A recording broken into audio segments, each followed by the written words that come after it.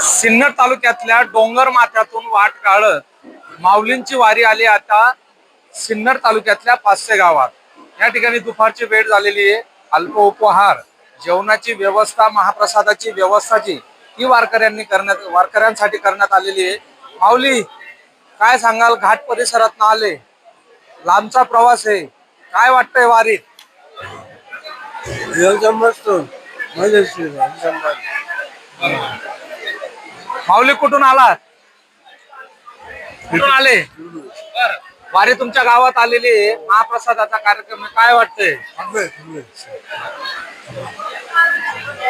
दरवर्षी करतो आम्ही, दरवर्षी करतो.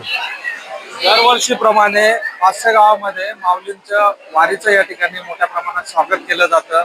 या ठिकाणी वारकऱ्यांसाठी, भाविकांसाठी जेवणाची व्यवस्था जी ही सालाबादाप्रमाणे केली जाते.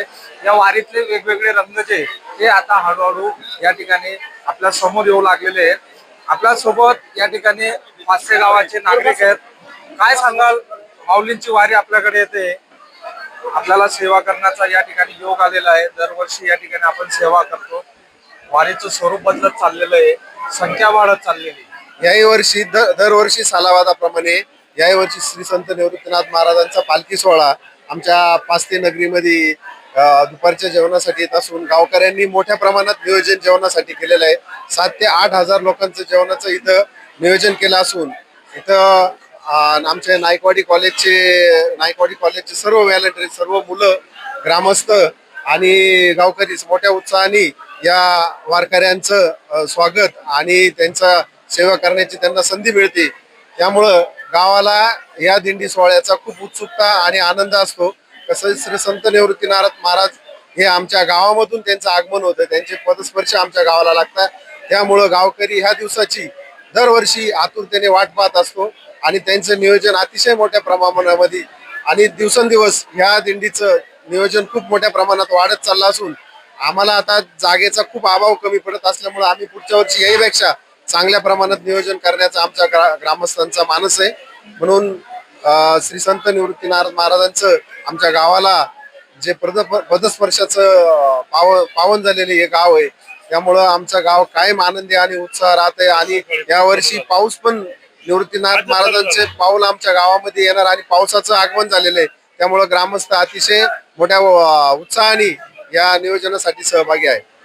नाथांची वारी निघाली, वरुण राजाचं आगमन झालं, शेतकरी कुठेतरी सुखावलेला आहे, चिंतेत होता शेतकरी. काय वाटत? आजच पालखीचं आमच्या गावात आगमन झालं आणि सकाळी 6लाच पाऊस झाला.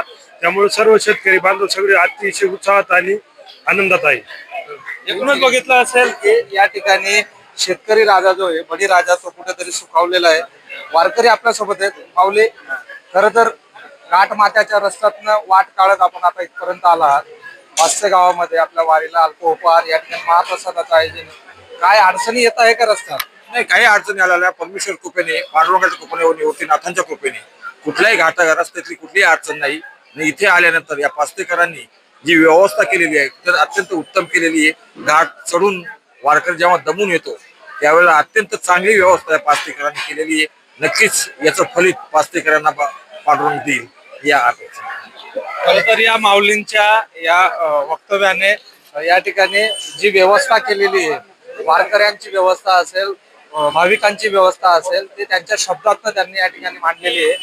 मॅडम, वारीमध्ये सहभागी झाला, खरं तर संतांची वारी असते, तर आपल्या सोबत जे काही स्टुडंट आहेत ते मुस्लिम देखील आहेत. तिथं कुठल्याही धर्माचं या ठिकाणी बंधन नसताना ते वारकऱ्यांची सेवा करतायत. काय सांगा?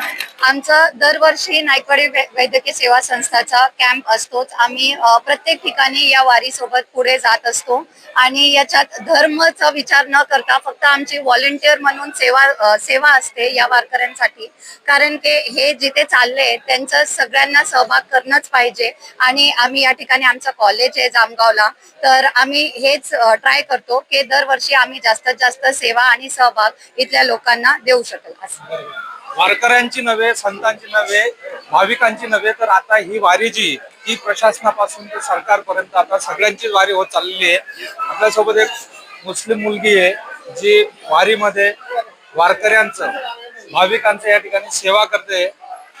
आई काय सांगशील, वारकऱ्यांची सेवा करते, मुस्लिम आहे तू, काय भावना आहे तुझ्या? काही नाही, चांगल्या भावना आहे ह्यांच्याबद्दल.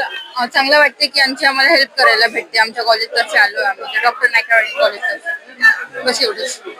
एक वेगळा आनंद जो आहे तो या ठिकाणी वारकऱ्यांची, संतांची आणि भाविकांची सेवा करताना आम्हाला येत असतो. अशा भावना जे आहे ते गावकऱ्यांकडनं असेल किंवा इथल्या विद्यार्थ्यांकडनं असेल त्या बोलून दाखवलेल्या आहेत. कॅमेरामन तुषार डेप्लेसह खुशाल पाटील, सिन्नर पाचते, नाशिक.